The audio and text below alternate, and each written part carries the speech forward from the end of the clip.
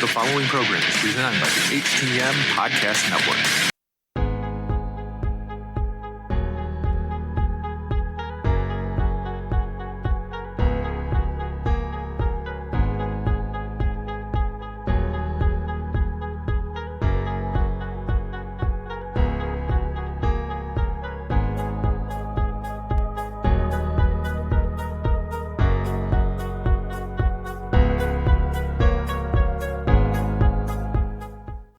Welcome to another episode of Turnbuckle Talk in partnership with thechairshot.com, presented by the Hitting the Marks Podcast Network and in association with NDPW.com. Turnbuckle Talk is sponsored by collarandelbowbrand.com, where you get 10% off when using promo code JKPodcast. Turnbuckle Talk is also partnered with Phoenix at FNXFit.com, where you get 15% off all your health supplements simply by using promo code TBTalkPod. Follow the show on Facebook, Instagram, and Twitter by searching at TB Talk Pod. Listen on Podbean, iTunes, Google Podcasts, Spotify, and everywhere you catch your favorite programs. And now, pro wrestling fanatics, are you ready? Here are your hosts, Mighty Joe Morin and Karl Karufel. That is right, everybody. My name is Karl Karufel, alongside the curator of topics, Mighty Joe Morin. Wow, that intro gets me absolutely every time. Thank you to our friend RBV, from the Hitting the Marks Podcast Network. Thank you so much to Rick for always being such an awesome supporter of this show. Yeah, absolutely, man. Before we get into our wrestling discussion, because we got 2 nights of WrestleMania to go through here, other than watching wrestling, how's your last week been, man? Last week has been very, very hectic from doing, other podcasts and doing our podcasts and work and wrestling. And there has been a week-long everything has been wrestling for this entire week. I don't even know how to explain it. It's just been wrestling. Yeah, absolutely. For me too, man. This whole weekend, I mean, we've just been cranking out the awesome content over with our friends over at Love Wrestling, covering every night, doing recaps, doing previews, just awesome stuff there. And just, of course, a quick shout out again. I know this is on a different platform, but we are part of the Love Wrestling platform. I just wanted to say again, thank you to all of our Twitch followers and now subscribers. We have officially gotten affiliate status over there. I'm super stoked about that. I know Karl is as well. And again, just in general, just wanted to say thank you so much to our fans for making all that possible and allowing us to bring you the great content over there with our friends over at Love Wrestling.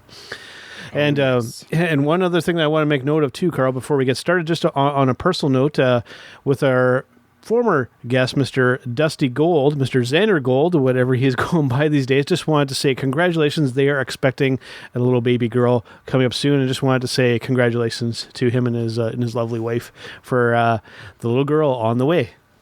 Oh, of course, that news was broken on social media, which was just fantastic to be able to see. Super happy and super stoked for both of them. That's amazing.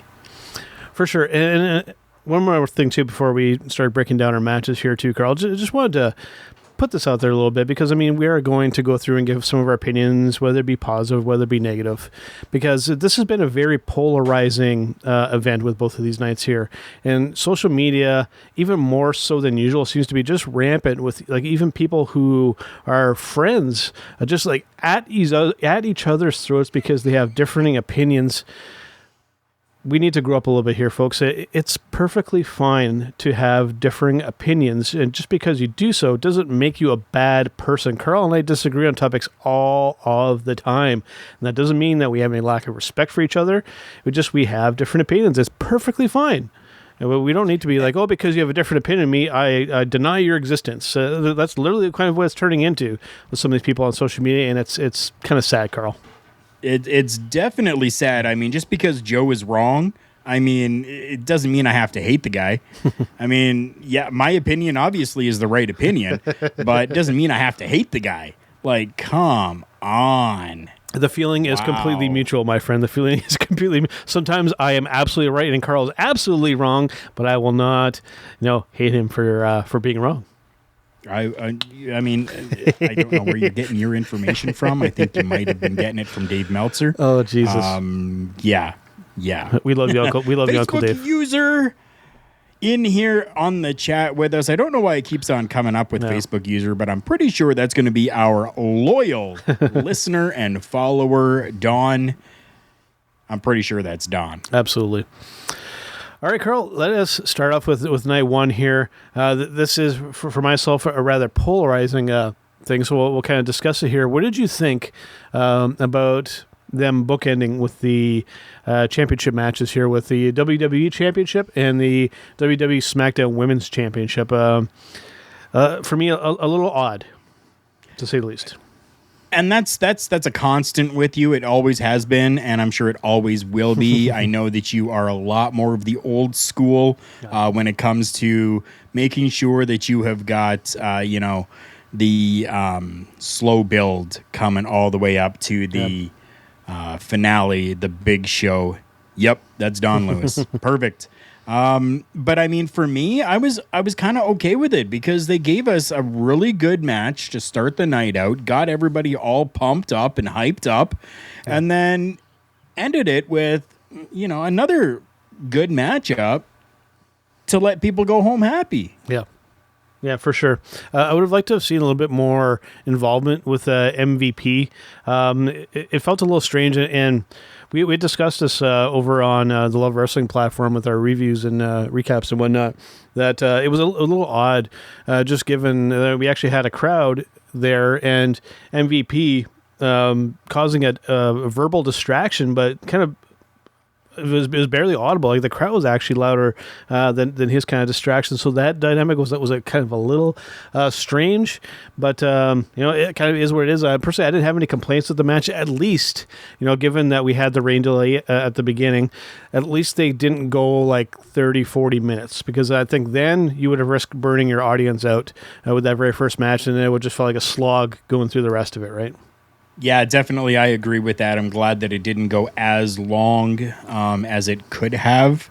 It was just a nice, quick, simple matchup that happened, but really got everybody pumped up. Yeah, for sure. So, and of course, Bobby Lashley walking out, retaining that championship. Next up, we had a match. This is kind of one of my low points for the evening, at least for myself here. We had this tag team turmoil match with just basically every women's tag team involved in there. This was a real cluster here, Karl. For me, it wasn't necessarily, I don't really like using the term piss break match. I know some people do, but I watched this match, but it was one of these ones where it didn't really resonate with me. I mean, I like to see Natalya have some kind of success, but I think just given how the match was kind of unfolding, Karl, it should have gone to the Riot Squad, the way that they were setting it up. You're right. Okay, so mark that down on your calendars, people. Karl Karufel said Joe was right. I mean, definitely I figured that it should have gone to the Riot Squad. Now, definitely I was 100% happy that it went to Tamina and Natalya. Don't get me wrong, 100% I was. We're going to get into it, but night two... We'll get to that. That. Okay, but... I wasn't totally pissed off by that decision to have Tamina and Natalya win it. For sure.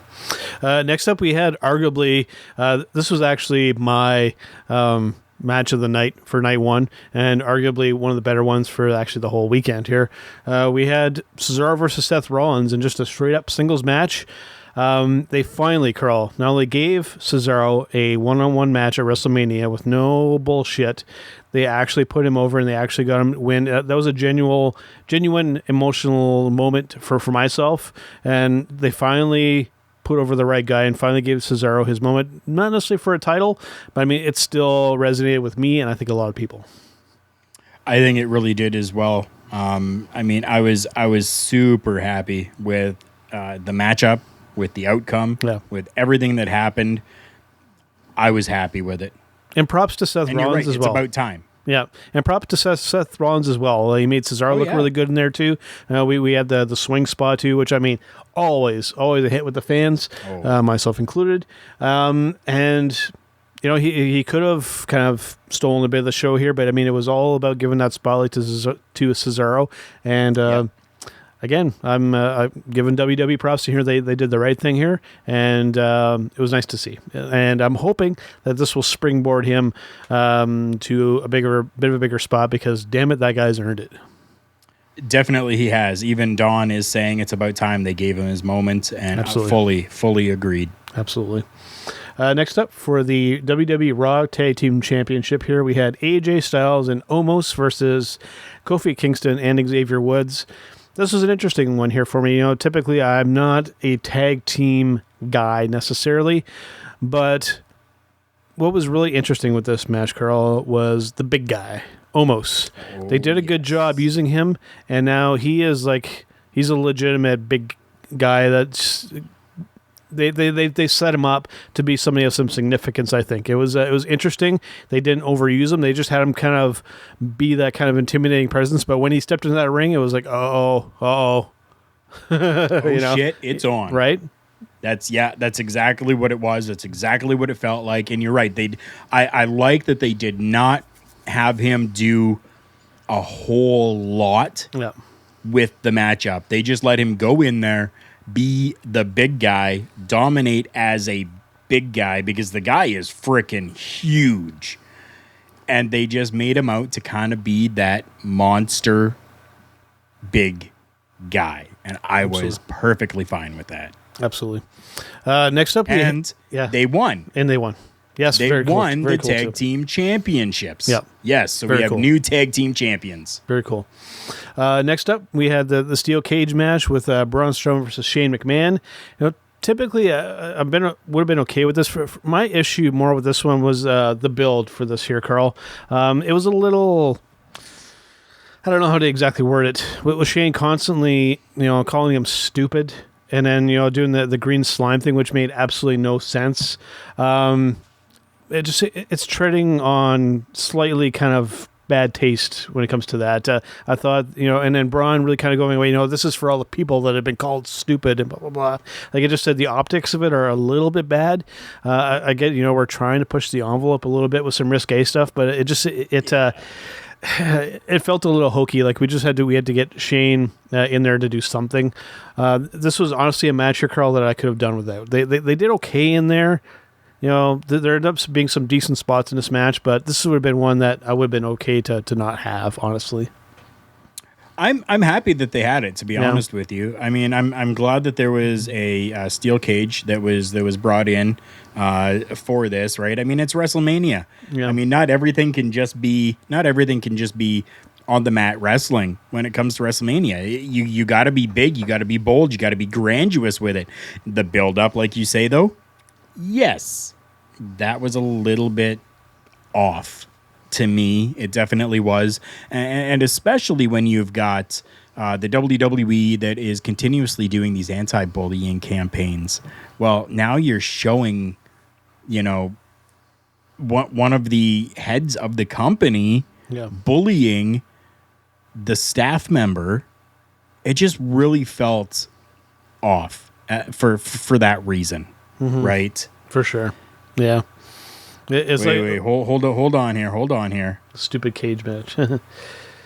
If you can, the stupid cage match. What would have been done with Braun? Yeah. I don't know. Right? That's definitely a fair question. Honestly, I don't know. Just like I said, Braun would have been just gone. There wouldn't have been anything for Braun. I really think that's there definitely would have been nothing for Braun then. So that's why I'm okay that they had Braun do something in a steel cage match, because he is, again, one of those monsters of the WWE. So why not have him in a monstrous cage match to kind of go along with that character? Yeah. I loved it. I just think that the way they went about it with the story was not right. For sure. Next up, we had Miz and Morrison versus Bad Bunny and Damian Priest. Now, for those who have been watching our show, I was pretty vocal about Bad Bunny. I still stand by that. I think he's a horrible musician. But when it comes to the performance in the ring here, Karl, I'm going to quote a UK wrestling legend here on this one here, Karl. I'm going to go with Doug Williams, and this is what Mr. Doug Williams had to say about Bad Bunny here, okay? The Bad Bunny tag was not only a testament to the skill and professionalism of The Miz and John Morrison, also to the dedication of a celebrity who was a big enough fan of professional wrestling to respect its integrity. Well said by somebody who has a opinion that matters. And if it's good enough for Mr. Doug Williams, it's good enough for me. I feel exactly the same way. Yep. I really do. I went into this matchup going, I'm not really expecting very much. I'm expecting Bad Bunny just to maybe do a splash off of the top rope to get the win, and that's really about it that's going to happen with Bad Bunny. But I was impressed. Impressed that he took the time to learn. And as Doug Williams said, right, to have that and to hold on to actual professional wrestling and not just give us a celebrity one-off that is going to, just be a name to be there. He actually put in the time, the dedication to learn at least a little bit before coming into this matchup. So absolutely. Yeah, I was genuinely shocked. Yeah. But for the record, I still think his music is garbage. Just saying, but well done in the ring, sir. Well done in the ring. All right, so next up, we have the main event for night one here. We were talking Bianca Belair versus Sasha Banks for that WWE SmackDown Women's Championship. This was quite something here, Karl. A bit of a polarizing thing on social media, but I wouldn't necessarily get into that aspect. I did see some people that are saying, why did they have to draw the attention to it being both African-American women? Why did they just say the women in the match? I kind of agree with that a little bit, but I don't want to get into a bunch of racial issues. At the end of the day here, Karl, these two girls did fantastic in that ring. And one of my holy crap moments for the entire weekend, Bianca hitting Sasha across the midsection with her hair. I mean, wow, that was a holy shit moment here, Karl. That was damn, that was loud. That hair whip though. Wow. You could literally see welts on Sasha Banks after that hair whip. Yeah. My God. Yeah. Wow. For sure. Now, one thing that I do want to make note of here on this here, Karl, because there was our friend Ryan Lambert saying like a bullwhip. Yeah, absolutely correct. If post-production added sound to that, they were right on the ball with the audio, but that sounded pretty legit. One thing that I did see that was getting a little bit of flack about this is, I guess, it was maybe a fan taking a picture or whatnot, but I guess after the match, Sasha was down by the barrier, kind of smiling about the kind of moment. And it seems to be a pretty polarizing thing. And I do agree to a certain extent, that the heel in the match shouldn't be kind of reacting that way. But it wasn't on camera per se. It was just a fan taking a picture. So I know it's a really polarizing topic out there. I've been very vocal about heels and faces in wrestling. For me, if you ever get cheered or if you're kind of being good, then you've kind of failed at being a heel. But I guess in this case, she just got caught on camera kind of at the wrong time.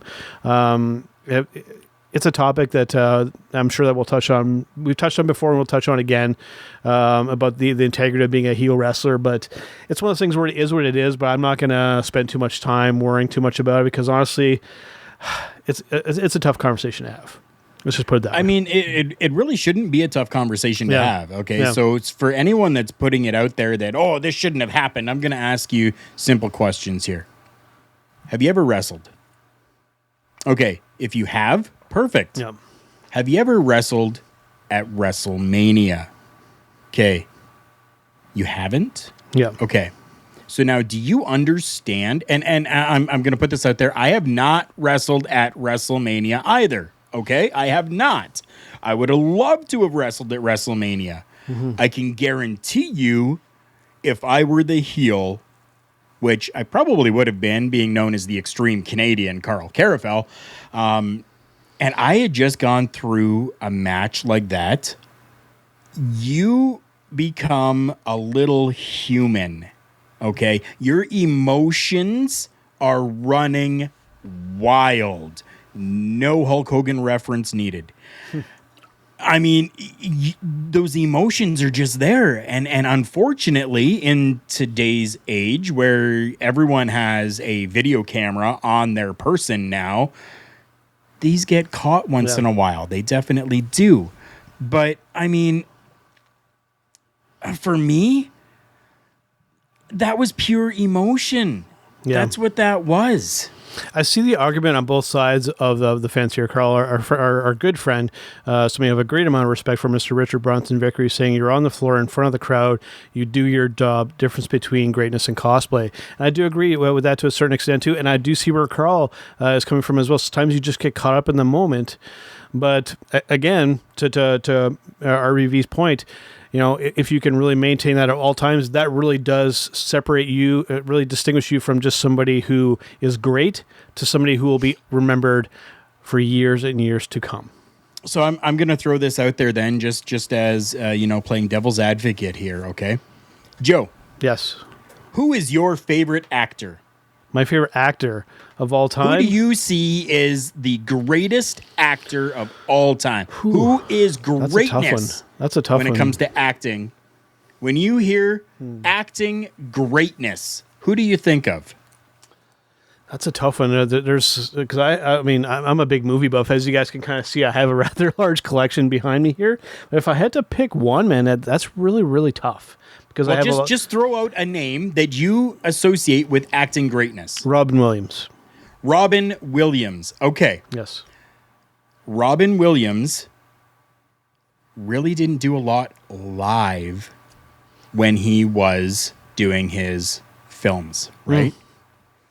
How many takes did it have to be done for Robin Williams to get what you see as greatness? Yeah, we don't really know. Okay? Yeah.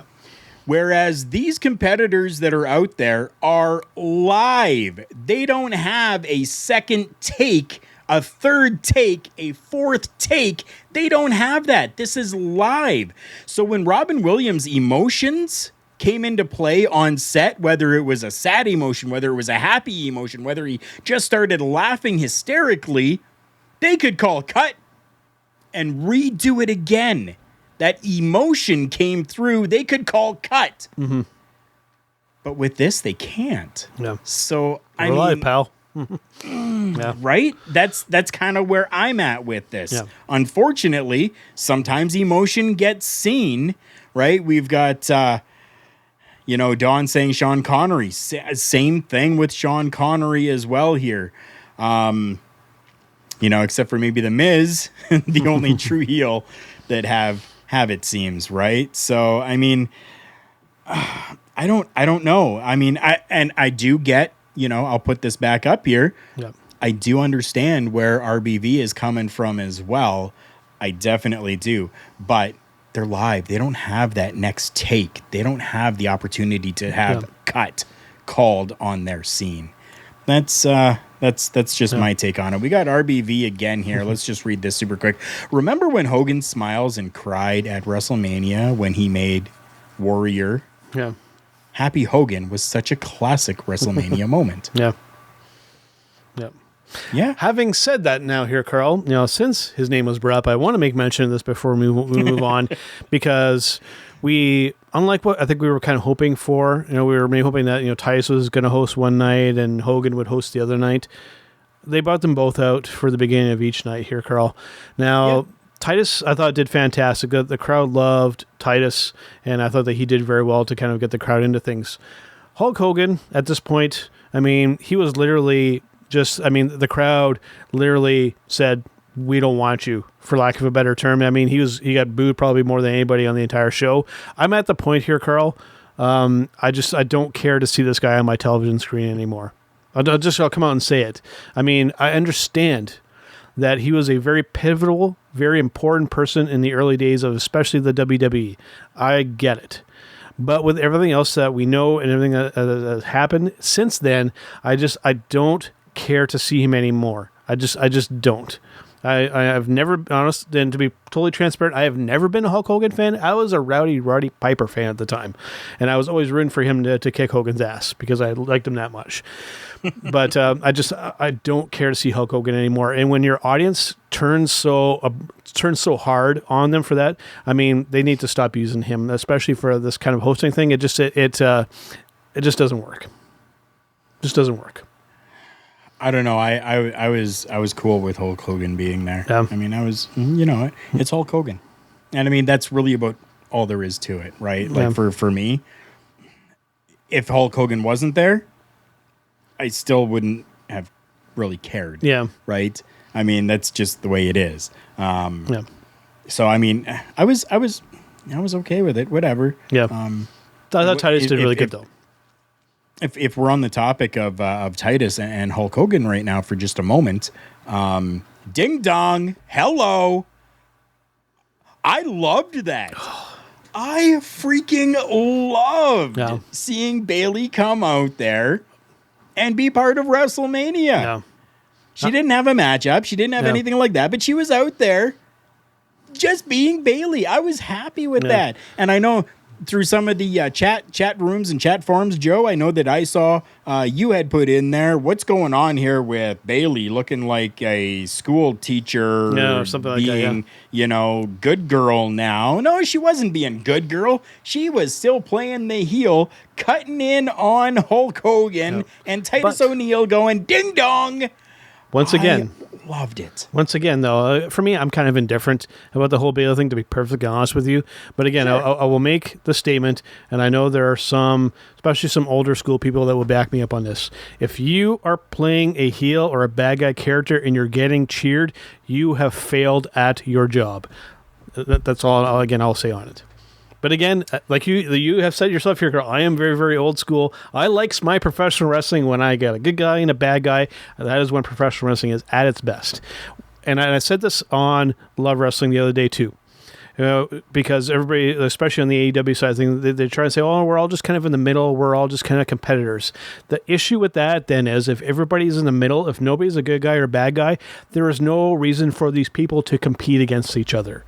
There's no reason for them to have a match. There's no reason to have any kind of encounter or any difference of opinion. You need to have a good guy and a bad guy for storylines and everything to make sense. So I guess Stone Cold Steve Austin failed. No, Stone Cold. People say that he was a heel. I thought he was one of the biggest baby faces that they had. But he played a heel character. No, he was an anti-hero. That's the difference. He was an anti-hero. Where do you draw this line then? Because, he was doing what every person would dream of kind of pulling shenanigans on their boss. That didn't necessarily make him a bad guy. Sure, it did. Not in my opinion. Not according to me. I never considered Stone Cold a heel at all. Well, the opinion of Don here says Bayley's hot. How could you not like that? I have to agree. Yeah. The opinion of Mr. RBV here, Bayley carried Hogan and Titus through a lot of awkward spots and overall did a great job. Yeah. They cheered her because the others were so terrible. That's a fair statement. Yeah. Yeah, I do have to put this up here as well.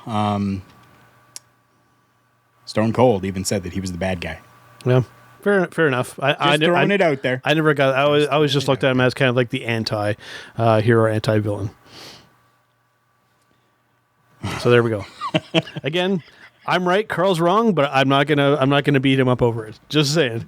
But there'll be a time where he's right and I'm wrong, but we won't hit each other over it. So let's go on to. You're entitled to your opinion, even though your opinion in this world here, your opinion is wrong. Yeah. Whatever. Well, this might be another one that we disagree on here, Karl. It definitely is. We're talking about Randy Orton versus the Fiend here. Okay. For me, right off the hop, one of the issues is that the Fiend just came back as the regular Fiend again. I thought that was a little. I know I haven't seen this entire story, but for me that stood out as a little bit weird. For this, I'm trying to look at this from two different aspects here, right? as somebody who's seen this entire story unfold and knows all, like, has been watching since like the Wyatt family with Luke Harper and Rowan and all those guys, you know, they've always made the reference to Sister Abigail and all that kind of stuff. I think those people can kind of piece together what's going on here. Sure. On the other side of things, as somebody who, because we know there are a lot of people that just tend to just watch WrestleMania every year and that's it. They're left watching this going, I don't have a friggin' clue of what's going on with this, what's going on. That's the only catch. In the end, I thought visually like it looked very cool, but even myself, I was left a little confused. I mean, I hope that they will finish and continue telling the story, but so at the same time, even I was left there going, huh? And I'm not, and I wasn't the only one. A lot of people were very confused by this. You may kind of understand the story a little bit more. For me, it didn't quite hit the mark, so to speak. I mean, I understood. Yeah. I understood what was going on here. What I don't understand is where they're going, but I'm not really supposed to understand that right now. And we'll get into that a little bit here. Yeah. Don, kind of, him and I are kind of in agreement with this. I definitely did not miss that. This whole thing was him being reborn. Yeah. Right? Kind of. Like that type of situation. So he's put out there, he's burnt, he's, you know, he was supposedly gone, right? But he's been reborn, right? And came back as the Fiend instead of Charred Fiend, right? So in Pokemon terms, you know, he upgraded his level to Charfiend, but then, you know, something happened and he's now just back to the Fiend. I mean, was it a little weird? It definitely kind of was. Yeah. But I do sort of understand the whole thing about it, right? And especially having watched this feud continuing on all the way through, right? This is kind of, you thought you killed the Fiend. Mm-hmm. You know what? In reality, you haven't. Yeah. Right. And that's kind of what that, in my opinion, that's kind of what that symbolized was you didn't get rid of me, no matter how badly burned and how, you know, badly scarred I might have been. You did not get rid of the Fiend. Yeah. Here I am. Yeah. Yep. I guess I could kind of wrap my head around that. For me, it didn't resonate too much, but I thought the match itself had some interesting kind of moments. And like visually, one thing I think that they did do right, in previous matches before, they were really harsh with that red lighting. It looked like this time they kind of backed off in a little bit, which I'm kind of glad. But other than that, I had actually picked Randy to win this match. I think technically maybe the right move would have been to put the Fiend over to kind of get his revenge over Randy, but I guess that's open to interpretation and opinion, of course. But that, I mean, to go along with that now, This is setting up for even more for the Fiend and Randy Orton, which I'm okay with. Yeah. We saw I'm going to go right to where the match ends here. We see, you know, this Jack in the Box, you know, open up again, and then there's Alexa Bliss in a different attire with this you know, thing that was around her head that is now, you know, spewing black whatever liquid, ooze, goo, whatever, coming out and dripping all down her face, right? And with that, like, are we now seeing, maybe as we've hoped for so long, are we now maybe seeing Sister Abigail, right? And essentially, it looks like Alexa Bliss cost the matchup for Bray Wyatt in a roundabout way here, which now storyline wise, we can kind of go like Alexa Bliss has now been revealed as Sister Abigail, and she's going, all these years, you have forsaken me, you left me, you ignored me, everything was wrong with what you've done to me, and now I'm here and I've just done this wrong to you. Right. And then in a roundabout way, we're coming full circle with that whole Sister Abigail thing, which is now going to be like Sister Abigail is now going to be controlling the Fiend, which is now going to create more matchup between The Fiend and Randy Orton. So just, I know it's weird. It's really out there. But that's kind of what I see happening with that entire thing right now. There you go. Next up, we had for the tag. We had a tag team match for the WWE Women's Tag Team Championship. I'm gonna say right off the hop on this here, Karl. Little disclaimer though, like, don't get me wrong. I love Natalya. You know, she's part of the Hart family. She's done a lot of good stuff here, Karl. This match, in my very humble opinion, again, was the drizzling shits. I thought all 4 of these girls did absolutely horrible in this match. The match had no flow to it whatsoever. Karl, I mean, this is... I don't know what you think about this match, but this did absolutely zero for me. I'm glad. I know I would have wished that Natty and Tamina would have won, given what had kind of transpired beforehand. But just, I don't know, man. Just watching this match again, as somebody who looks at a lot of the technical aspects, there was just so much wrong wrestling wise with this match. It is what it is. Yeah, that's all I'm gonna say. Yeah, you know. And again, referencing night one, I really thought that the Riot Squad should have been the ones to have won that gauntlet or tag team turmoil match and to put the championships on it. I thought that they could have had a decent run. And hopefully, eventually, it'll happen because I think that those two have some momentum behind them. So, I honestly had thought and was really hoping that Tamina and Natalya would have gotten those championships, especially the night before, having them win this gauntlet match and then coming over. I thought for sure we were finally going to get Natalya with an amazing Wrestlemania moment and winning the tag team championships and, you know, being able to go on and do some good things with the belts. But then, it all just went to hell. Sideways. And I'm not going to speak about it anymore. Fair enough. Next up this was just a singles match between Kevin Owens and Sami Zayn with Logan Paul at ringside. I'll make a music reference here with this here, Karl. For me, with Kevin and Sami, it was like we put on a show, but we played the classics, but we didn't see any new material.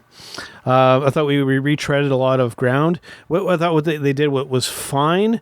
You know, as somebody who's seen a lot of their Ring of Honor work and a lot of their stuff outside of the WWE, you know, fantastic. You know, I think that they still had a decent match here, but it didn't blow me away. And not necessarily that it had to. I think the match served its purpose, so to speak, kind of somewhere in the middle, but it's another one of those ones where it is what it is. I'm not going to shit over the match because I thought they still did okay, but it's not going to be on my must-watch list afterwards.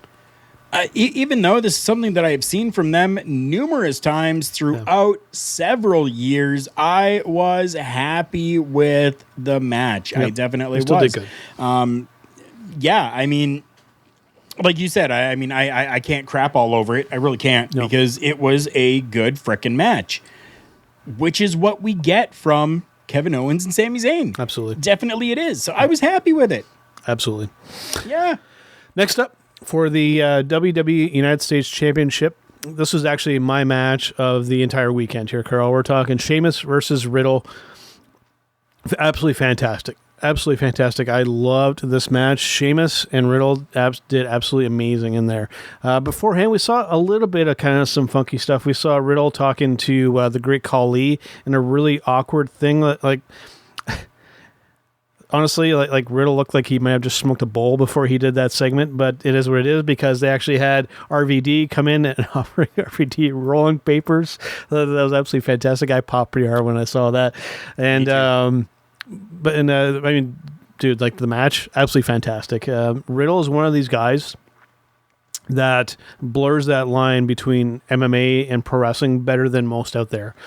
Just because he incorporates an equal amount of both. It's not just a bunch of kicking and punching, but he incorporates a lot of actual professional wrestling. And Baszler.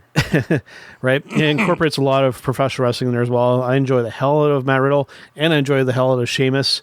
And I'm actually okay with them putting the belt on Sheamus here. Dude's been busting his ass lately, so well earned.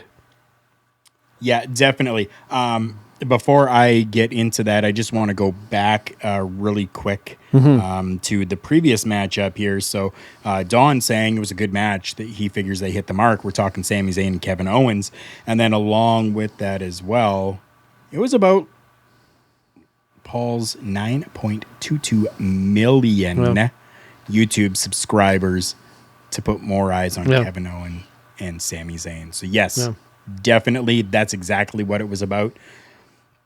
They still put on a great matchup. So if that matchup there is the only match that those 9.22 million subscribers watched, they might have actually gained a couple of fans. Maybe. Right?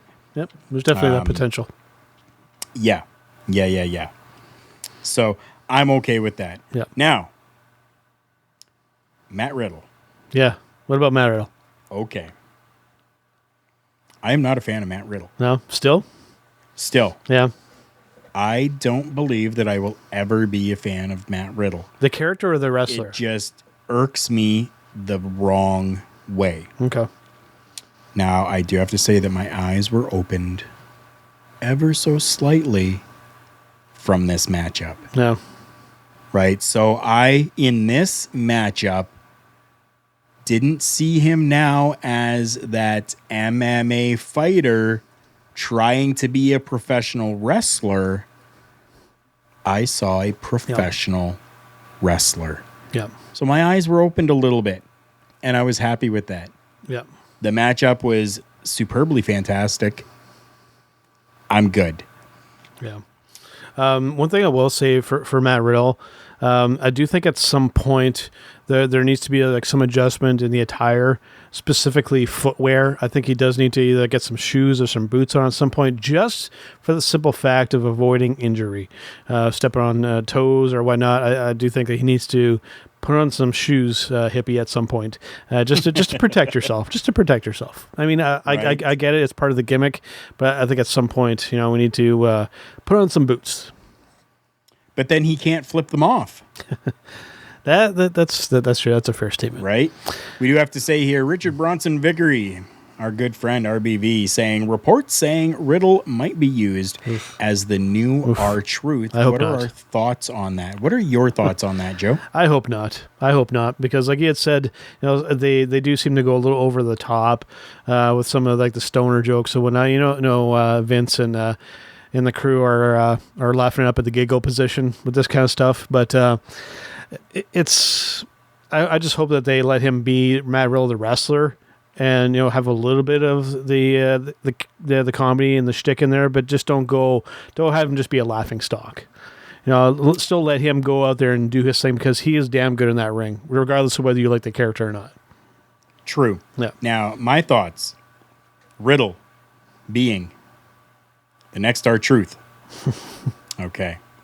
R-Truth, often imitated, can never be duplicated. Yeah. Never. There There's one R-Truth. There's only ever going to be one R-Truth. There's only ever going to be one guy who could do as good of a job as R-Truth has done with that character. I love R-Truth immensely. Think everything he does is amazing. Love it. Love the comedy. Love his work in the ring, whether it was, back ROH, whether it was Impact, no matter what he was doing. Yeah. I loved watching K-Quick, dude. K-Quick. Back WWE years ago. Yeah. I absolutely love R-Truth inside that ring. And this added comedic element that he has now, I think works fantastically. And I don't think that anybody will ever be able to do it just as R-Truth has done. For sure. So next up, we had the matchup between Apollo Crews and Big E for the Intercontinental Championship, this Nigerian drum fight thing. So a couple of things, like going into this, I don't think that stipulation or whatever was explained too well. Like, literally going into the match, I'm like, okay, so like, is the guy who wins this match, are they the first ones to finish playing a song on the drums? Like, were they going to have a drum on each post, and the first person that touches the drums wins, or is the first person to go through a giant drum? Just like it was one of those things where I think we either need to make it a no DQ match and just call it that, or just have it just be a straight up title match. I thought calling it this Nigerian drum fight thing, and then not even kind of then going with that gimmick. Like it felt out of place and it felt unnecessary. And again, Vince and crew are laughing at the giggle position. We got him doing a Nigerian drum fight. It rubs me all the wrong ways. But the match itself, I thought that they did okay. It was a little shorter than I was kind of hoping and kind of anticipating. But again, just the gimmick and the shtick and whatnot, like I said, I'm not a fan of it. But the match itself, I have really no complaints. Yeah, I have no complaints about the match either. Yeah. And I think that's about all I want to say on that. For sure.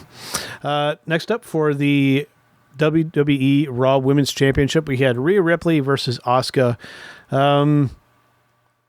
I like the move of putting it on Ripley. It really does feel like with some of these other stuff, like Bianca winning the title over there, Rhea Ripley winning this title here, does feel almost kind of like a reset for the women's division. I think in the right direction too, to the point where, dude, I would almost even like to see like a champion versus championship match between Bianca Belair and Rhea Ripley. I think that would be a money match.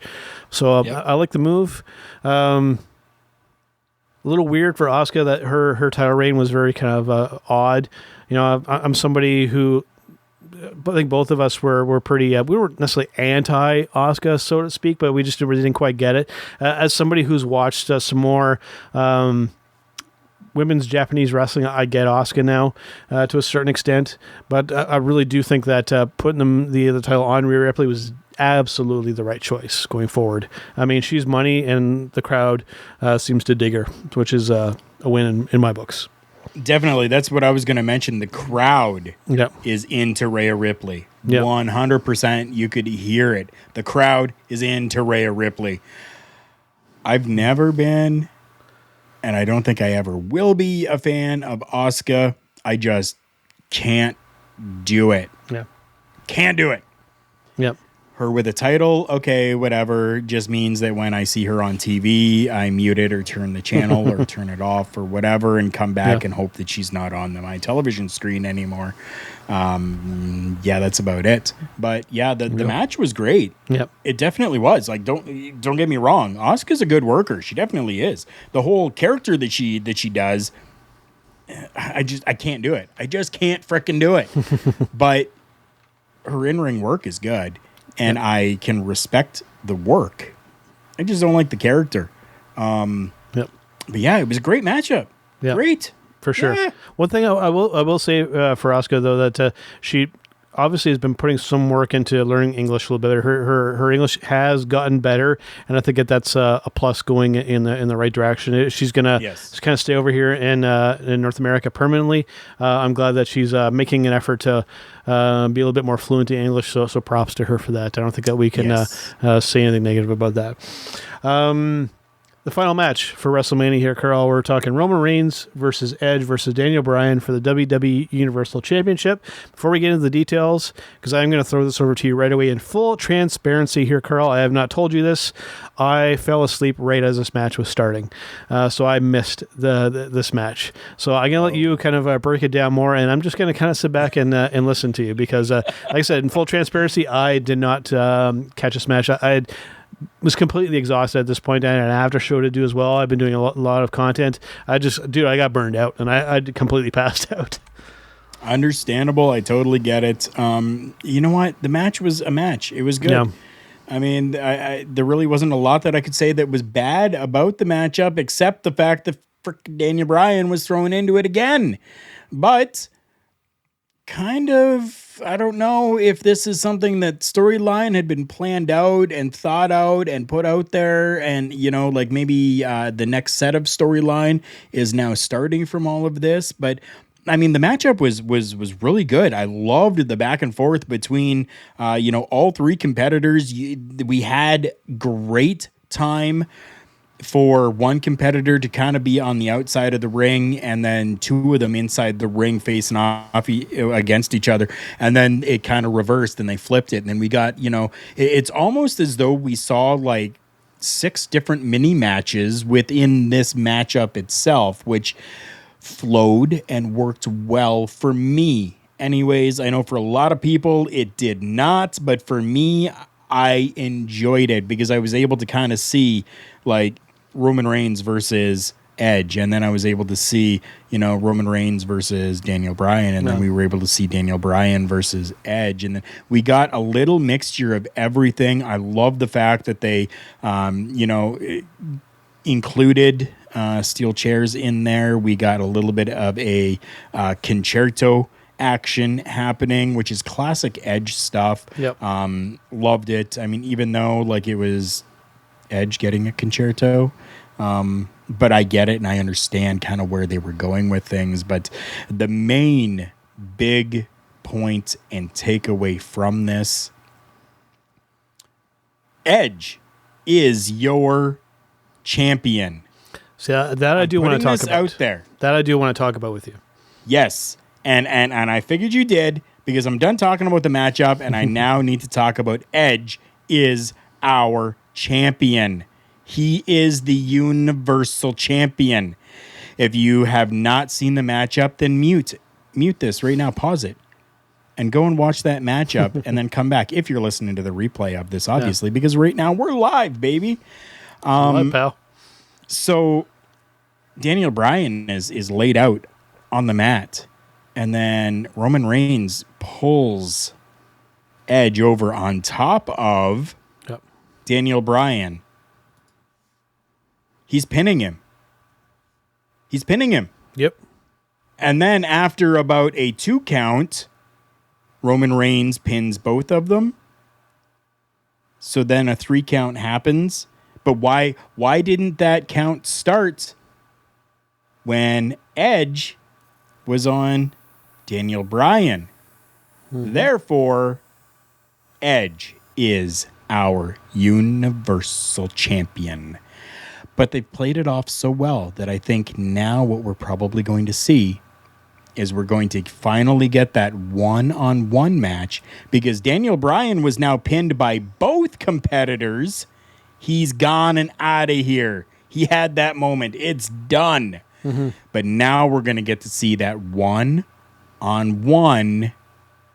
with Roman Reigns and Edge. And I'm pretty sure that it's going to come at, what are they calling it? WrestleMania Backlash, they're calling this pay-per-view now. Maybe. It's not just Backlash anymore. It's WrestleMania Backlash. Okey-dokey. And this is where we're going to get to see our one-on-one. And I'm okay with that. Yeah. As long as that is how the storyline plays out. If it does not play out that way, I'm going to lose my shit. Yeah. Joe, you wanted to discuss this, so let's discuss. You've now heard my point on it. Please give me yours. Yeah, for sure. Just briefly on that, on them calling it WrestleMania Backlash, do they think that we're stupid or don't have a memory that we know that this follows WrestleMania? It just said, for me, that's a little strange. I don't see it's insulting your audience per se, but it is just call it Backlash. We know that it follows WrestleMania. For people that are regular fans of WrestleMania or WWE, sorry, we get it. And so I think that's a little strange, but needless to say on that one. We had a controversial finish to this match here, Karl, and commentary didn't really kind of make note of it, and it felt like that was a good opportunity to do a progressing story. Although I will say, again, the old school fan of me, we should be finishing storylines at WrestleMania instead of continuing or starting them. But again, I digress on that. But we had a controversial finish, and we just pretend he just stacked them both up and pinned them. I'm like, well, yes and no. Just it creates some confusion, and we had a controversial finish, and hopefully, on Raw or SmackDown or whatever, hopefully we follow up on that, because if we just continue on it was a normal finish, then we got problems. Yes. Right. That's exactly what I just said. Yep. Then we got problems. I can't say any more on that. Yeah. Yep. All right, man. Well, that wraps it up here for WrestleMania. Again, for myself, just overall, a mixed bag of some good, some stuff that I'm kind of indifferent about, and some stuff that I definitely wasn't a fan of, Hulk Hogan. But thought overall, we did a good job here. I'm not going to shit all over the show, because there was some good stuff here, and and whatnot. So. And no, it was good stuff. And no wrestling show is perfect. Even the most popular I guess, company in the world, still makes mistakes and we still have problems. So, Yep. All right, man, let us take a brief break here, hear from our friends over at collarandelbowbrand.com, and we'll come back with some breaking news, our match of the week, which will be our favorite match from Wrestlemania, and then we'll follow up with our Showstopper segment, but let's hear from our friend Al Snow and Collar and Elbow. Wrestling. A love and a passion we all share. I've started a wrestling brand. The wrestling brand. A brand founded on the aspects of wrestling. Two entities working together to create a product that connect emotionally for people everywhere. Collar and Elbow is the brand. Passion and love for wrestling is the drive. I am Al Snow, and this is Collar and Elbow, the wrestling brand.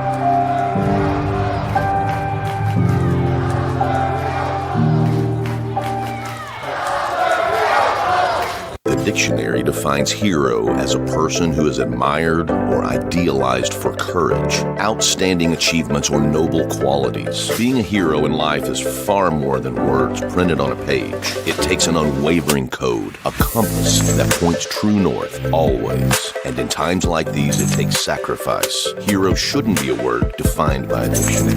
It's a word that should be defined by the best of us. Hero has a new definition.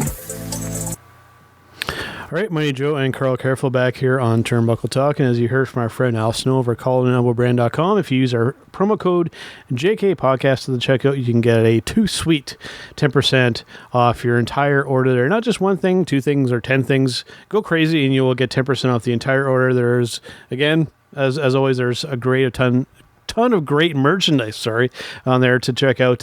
Lots of throwback stuff, hints at things from the past. They do some really cool stuff with their merchandise, and I'm a big fan, as of course is Karl, who is always sporting his Collar and Elbow hat. And you can even see the logo on my microphone as well. That's always there. That's right, Collar and Elbow brand. They always put out some really great stuff, for whether it's for autism or whether it's for someone who has passed away. Both of those are shirts that are available on collarandelbowbrand.com right now. There is an autism shirt that is there. Everyone who has dealt with anything with autism knows that they kind of use puzzle pieces as their look for things. And Collar and Elbow brand has a shirt that has that same type of look as well. In the music world, we lost DMX. And with that, Collar and Elbow brand has even done a DMX style CXE shirt to honor DMX. So very cool. Go and check all that out. Like Mighty Joe had said, you want that 10% off, whether it is brand new or whether it is any of the clearance merchandise, use that promo code JK Podcast. You can see it scrolling down at the bottom there. Use that promo code and you will get yourself 10% off that entire order. There we go. All right, let us get to our breaking news segment.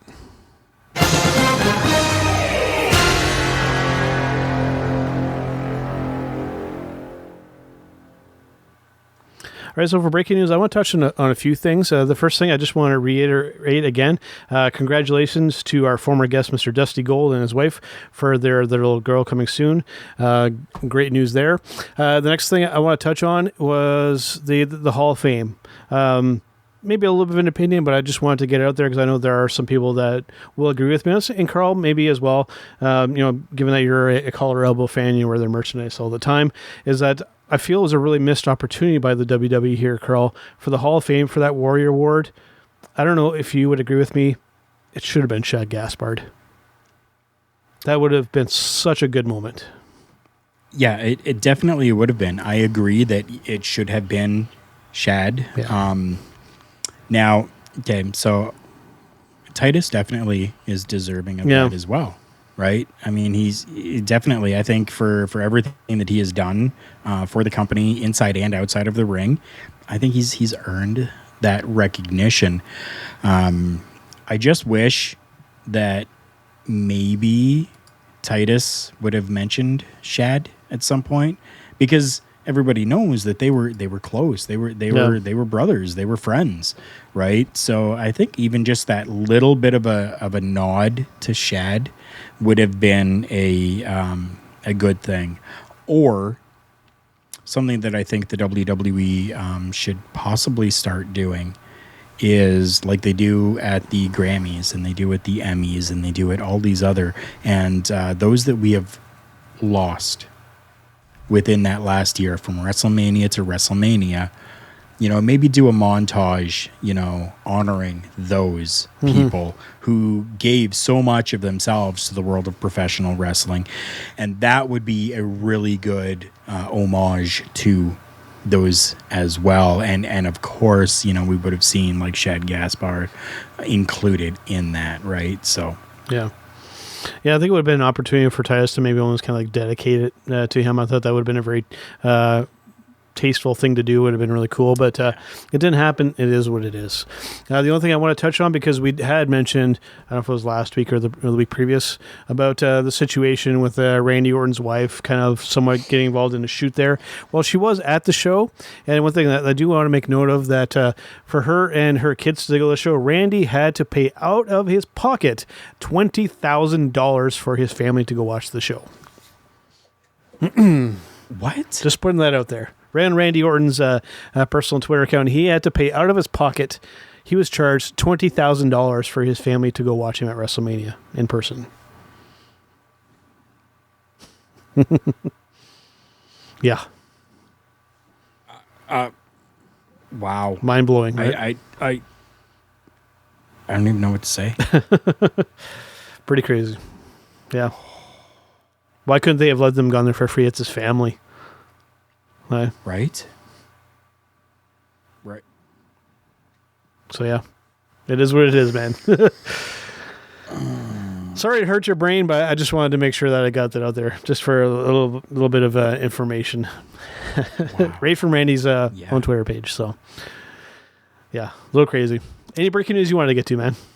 None. I don't have anything this week, to be honest with you. No worries at all. All right, well, if that is the case, then let us get to our match of the week.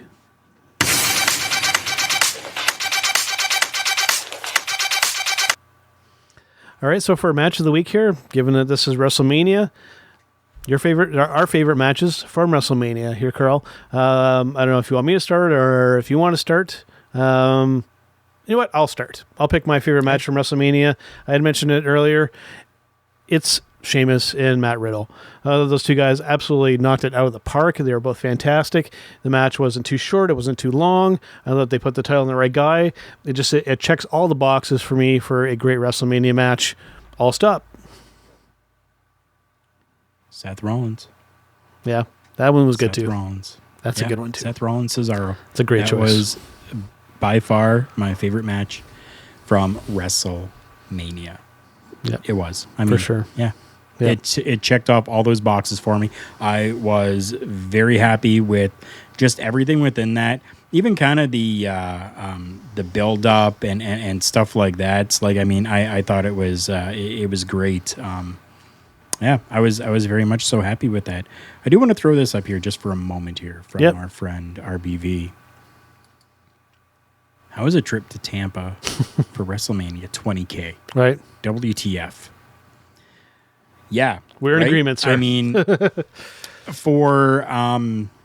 I know that for those that are going there as a fan, that a 20K ticket price usually gets them the entire week long of WrestleMania week, including the Raw, including the SmackDown, including the NXT pay-per-view, including Hall of Fame ceremonies, including anything else that might be happening, whether it's like one year there was a Stone Cold Steve Austin movie that came out, and they got to go to a premiere of that film, right? Plus your WrestleMania tickets, plus hotel. Generally does not cover airfare, but does cover the hotel, plus your chairs, the commemorative chairs that you get anywhere from row 1 to 5 is you're going to be your seating within, all of those different events for $20,000. So for Randy Orton to have paid $20,000 just for them to be at WrestleMania,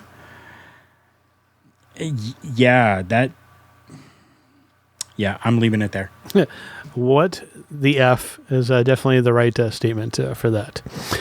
All right, Karl, let us get to our Showstopper segment.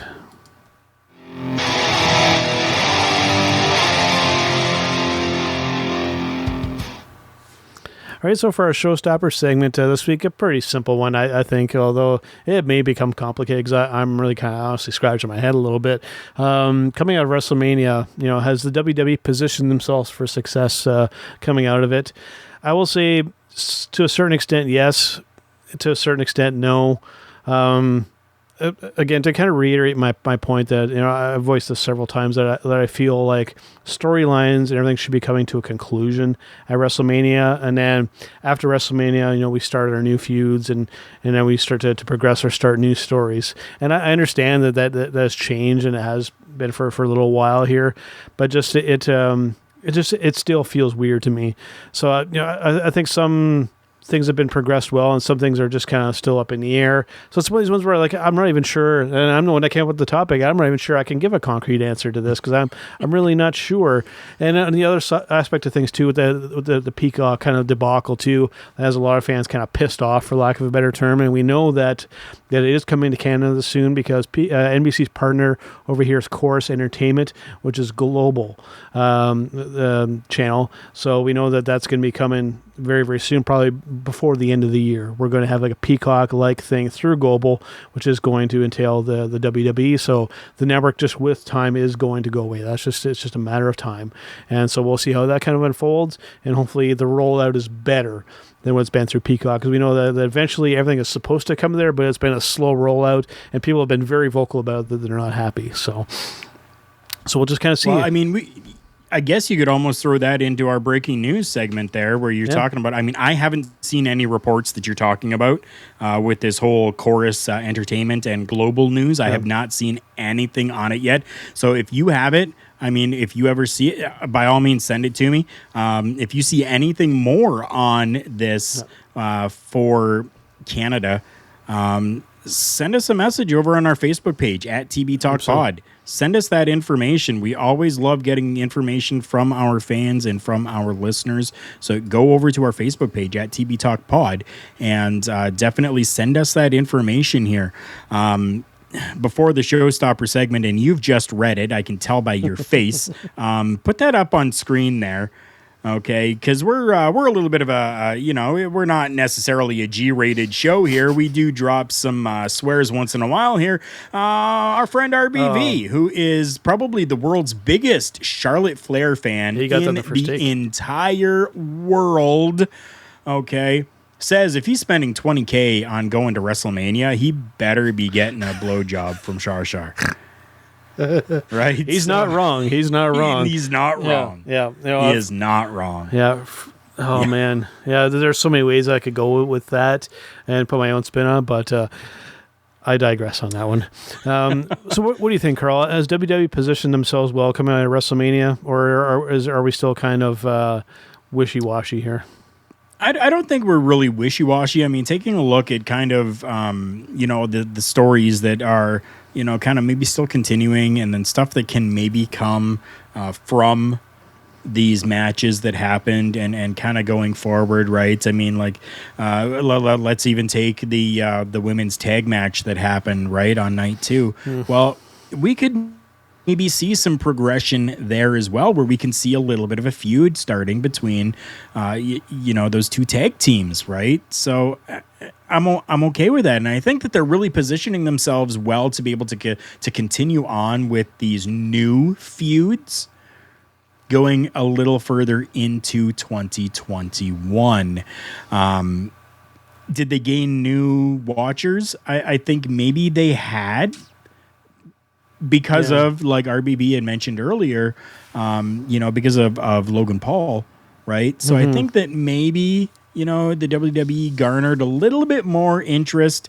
And then even from people who are not real wrestling fans, but maybe heard that Ash Costello from New Year's Day was playing, right? Doing a theme song, right? And that, like other musical artists were there for WrestleMania. And, if they're playing WrestleMania, well, maybe I need to check it out then, right? You had hit on something there, Karl, that I want to make sure to make note of. And maybe it was just the way that I was viewing the program. And as somebody who, you may already know where I'm going with this here, as somebody who goes through and edits audio on a weekly basis. And I was wearing these exact headphones that we're using right now as we're recording and doing Turnbuckle Talk Live here. That performance of Rhea Ripley's entrance theme song was cringeworthy. It hurt my ears. Like, I don't know if things were out of tune or if the audio was out of whack, but there was something strange going on there audio-wise. Like, I'm not sure if maybe that I'm just not in tune with this band and how their music sounds, but it was rough. It was rough, man. I don't know. Okay, so I'm seeing things a little bit differently. This was a live performance. That's true. Right? But they do have time to rehearse. Some auto-tuned bullshit that we're hearing on the radio where everything has been fine-tuned and everything is super crisp and everything's good. This was a live performance. Mm-hmm. Now, I have seen New Year's Day live. They are freaking amazing. They are fantastic. Okay? I've seen other musical acts performed live.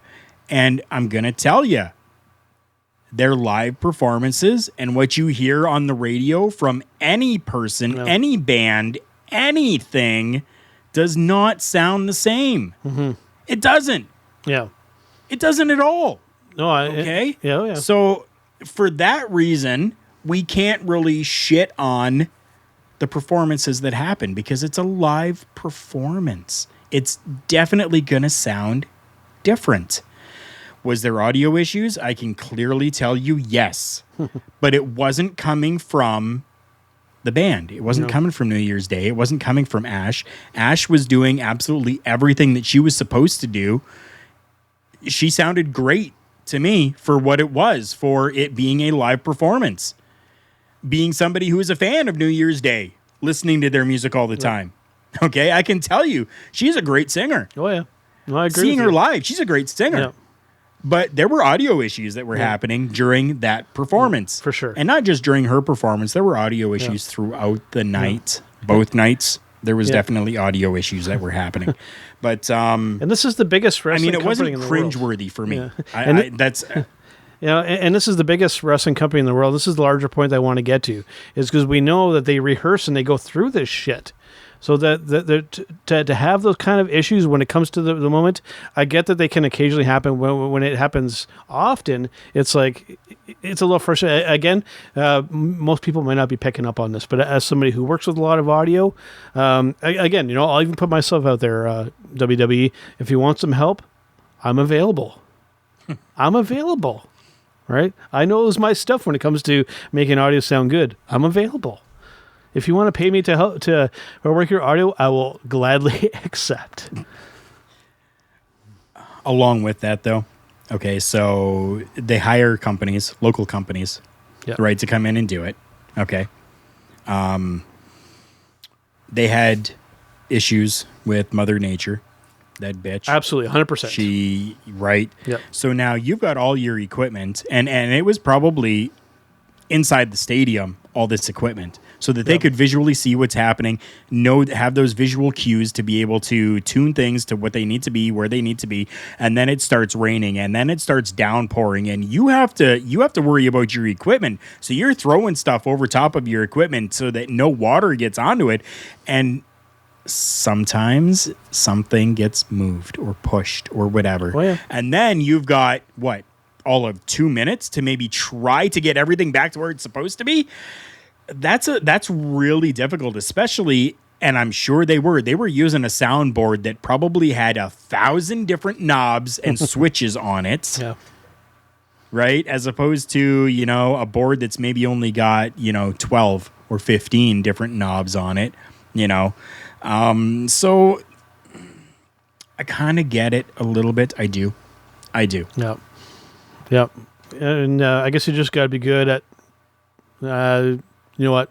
I'm not going to say it. When it comes to when it comes to working those knobs, you got to know what you're doing. There you go. On that note, Karl, before we do head out, make sure and get our plugs out there for our wonderful sponsors before we go. Definitely. Oh, we love our sponsors, especially you heard from Al Snow over at collarandelbowbrand.com. I'll just touchly. That's a great word. I will just quickly. We're going to make that into a shirt. Yes, that's right.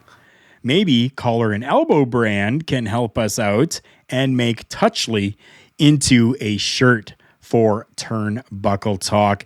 Go and check them out, though, anyways, over at collarandelbowbrand.com. They've got great merchandise over there, whether you're looking for a sweater, a jacket, a hat, t-shirts, shorts, workout shorts. I mean, they got a whole bunch of different stuff over there. They've even got stickers so that you can purchase some stickers and throw them up everywhere. Put them on your vehicle, put them on lampposts, put them on your mom. It doesn't matter. Put them on absolutely everything you can to get the name Collar and Elbow Brand out there.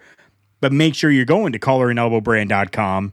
While you're there, everything in your cart can get discounted by 10% when you use promo code JKPodcast. Now, if you're into working out and you're looking for some really great supplements, whether it's super greens, whether it's protein powder, whether it's this new craze with cricket powder, whether you're looking for something to help you sleep, something to help you wake up. I mean, our friends over at Phoenix, they've got a little bit of everything for that. You can check them out by going to fnxfit.com. While you're there, make a purchase and use our promo code TBTalkPod. You're going to get 15% off your entire order over at fnxfit.com. But you got to remember to use that promo code TBTalkPod at fnxfit.com. There you go. And also before we go here, just to make note of, coming up this week on Turnbuckle Rewind over with our friends over at Love Wrestling, we are going to be joined. Dare I see I created my own word here too this week here, Karl. We're going to be joined by the Hitting the Marks I almost called it the Hitting the Marks Pro Wrestling Podcast. I still want to call it the Hitting the Marks Podcast. Very own Michael Jargo will be joining us on Turnbuckle Rewind to talk about an amazing match here, Karl. Probably from this decade, probably one of my favorite matches. We're going to the Nippon Budokan in 2020 with New Japan Pro Wrestling, the Best of Super Juniors final between El Desperado and Hiromu Takahashi. Wow is all I can say. You guys are in for a treat with that episode. 100%, you definitely are. This was an amazing episode, and I loved having Jargo on with us. The guy is very knowledgeable when it comes to everything New Japan Pro Wrestling, so very honored to be able to have him on with us on Turnbuckle Rewind, which can be found over at lovewrestling.ca. Absolutely. And on that note, Karl, it's been a pleasure. It's been a fun WrestleMania weekend. Glad it's over at the same time, and we're ready to move on, and we'll see you guys on the next one.